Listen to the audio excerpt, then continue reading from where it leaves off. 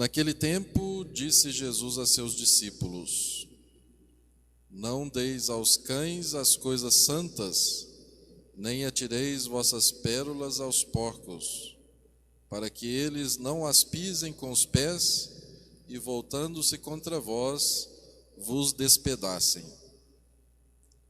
Tudo quanto quereis que os outros vos façam, fazei também a eles. Nisto consiste a lei e os profetas. Entrai pela porta estreita, porque larga é a porta e espaçoso é o caminho que leva à perdição, e muitos são os que entram por ele. Como é estreita a porta e apertado o caminho que leva à vida, e são poucos os que o encontram. Palavra da salvação. Glória a vós, Senhor.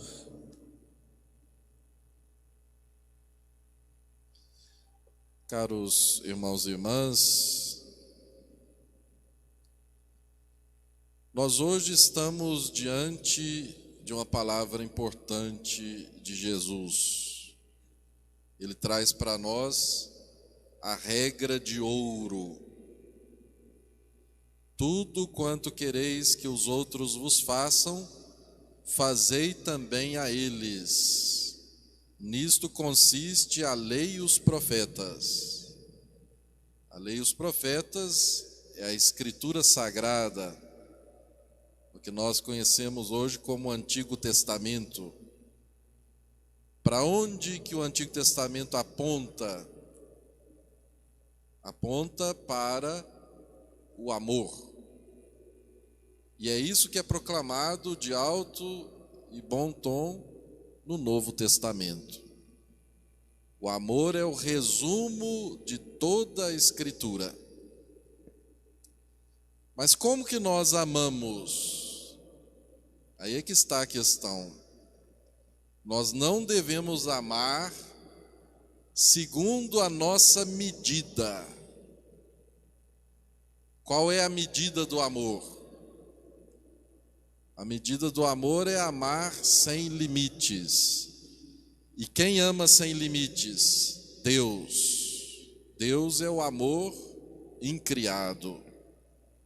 É o amor sem limites.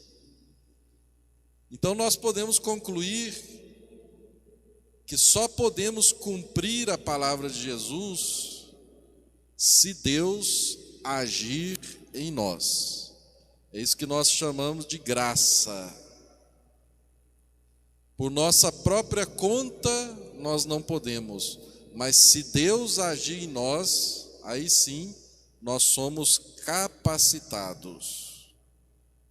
O que une a primeira leitura de hoje e este evangelho é exatamente a superação do egoísmo.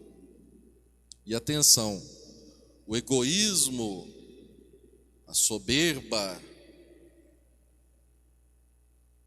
quando nós criamos a nossa própria medida, né? Isso aí é a raiz de toda a separação de Deus. É a raiz de todo o pecado. A soberba, o egoísmo, a medida feita por nossa própria conta.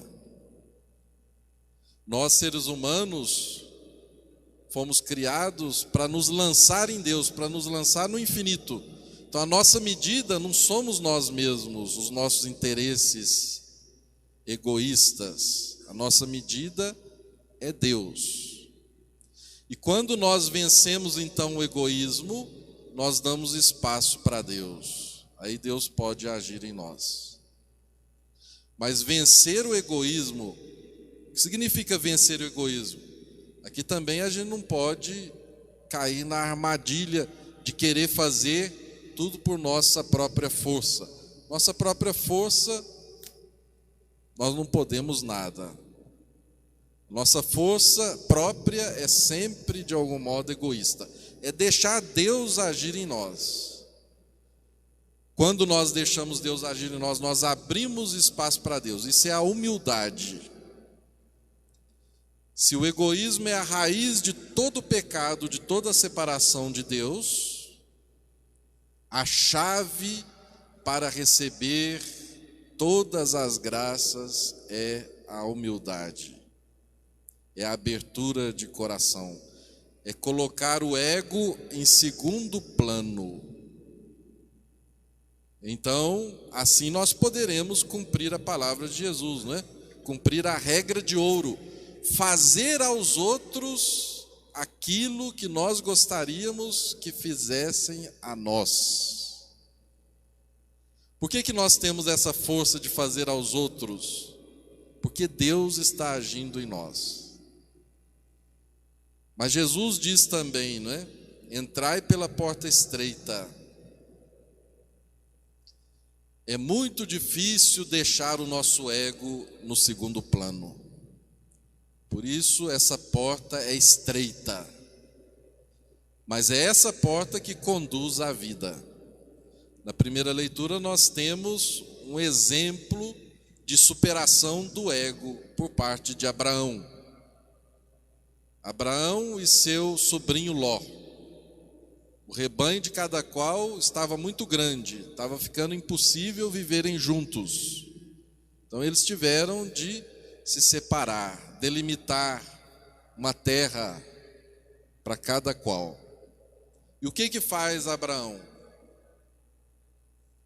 Abraão deixa que Ló escolha a sua parte. Ou seja, Abraão coloca o seu ego no segundo plano. E assim eles puderam repartir a terra de modo pacífico. Hoje no mundo há tantos desentendimentos, tantas violências, tantas guerras.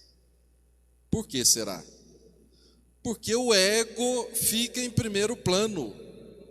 Se o ego ficasse em segundo plano, nós veríamos a luz que vem de Deus, veríamos o horizonte do próprio Deus, da bondade. Seríamos mais compreensivos e mais amorosos. Mas essa porta, repito, é estreita, vencer o ego. Mas quando nós conseguimos fazer isso, nós ganhamos a vida. Deus em nós, a plenitude em nós.